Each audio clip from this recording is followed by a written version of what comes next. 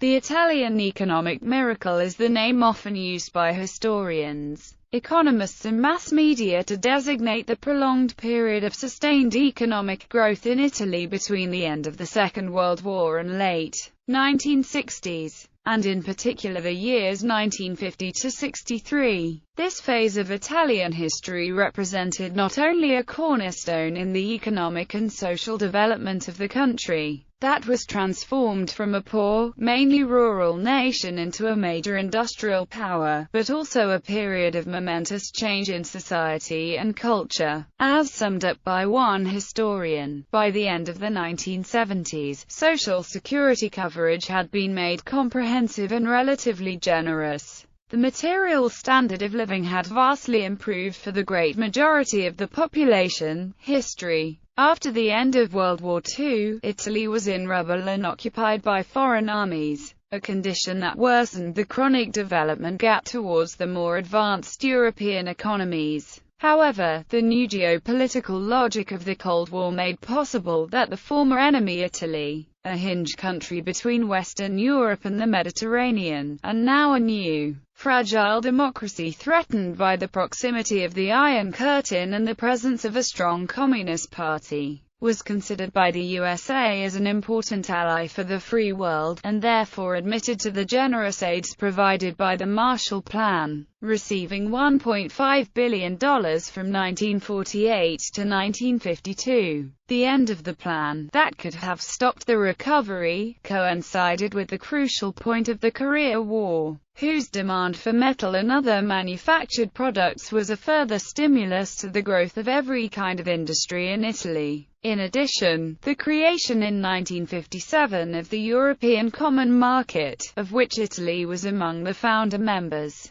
provided more investments and eased exports. The above-mentioned highly favorable historical backgrounds, combined with the presence of a large and cheap stock of labor force, laid the foundations of a spectacular economic growth. The boom lasted almost uninterrupted until the hot autumns, massive strikes and social unrest of 1969–70. That, combined with the later 1973 oil crisis, gradually culled the economy, that has never returned to its heady post-war growth rates. The Italian economy experienced an average rate of growth of GDP of 5.8% per year between 1951 to 63, and 5.0% per year between 1964 to 73. Italian rates of growth were second only, but very close, to the German rates, in Europe.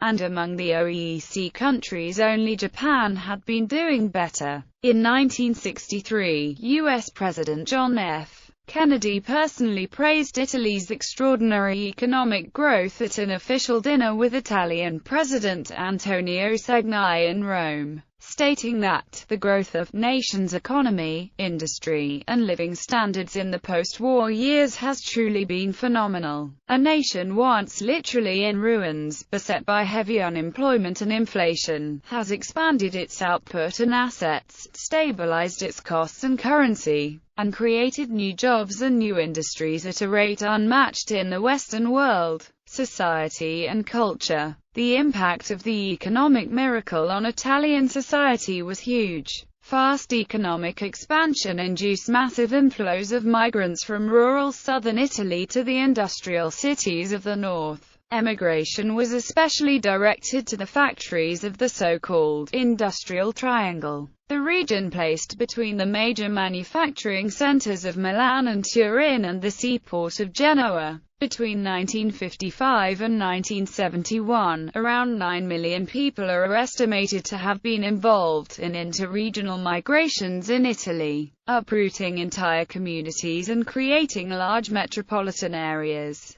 The needs of a modernizing economy and society created a great demand for new transport and energy infrastructures. Thousands of miles of railways and highways were completed in record times to connect the main urban areas, while dams and power plants were built all over Italy, often without regard for geological and environmental conditions. A concomitant boom of the real estate market, increasingly under pressure by strong demographic growth and internal migrations, led to the explosion of urban areas. Vast neighborhoods of low-income apartments and social housing were built in the outskirts of many cities, leading over the years to severe problems of congestion, urban decay and street violence. The natural environment was constantly under strain by unregulated industrial expansion, leading to widespread air and water pollution and ecological disasters like the Vajont Dam disaster and the Seversa chemical accident,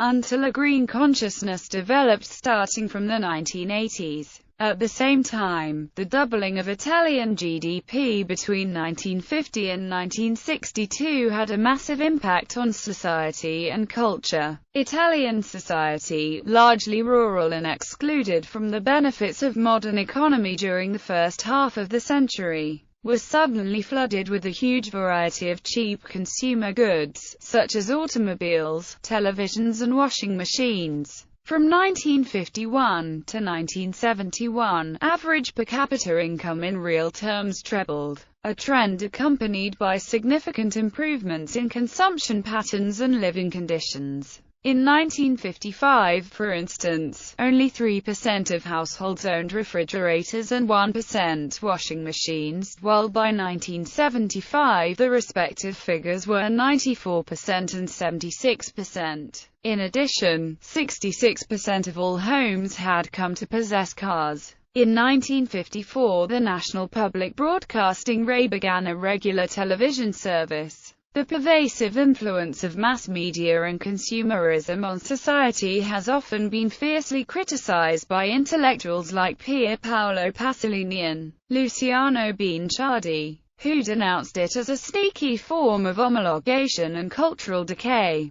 Popular movies like The Easy Life and I Mostri by Dino Risi, Il Boom by Vittorio De Sica and We All Loved Each Other So Much by Ettore Scola efficaciously stigmatized selfishness and immorality that characterized the Miracle's roaring years.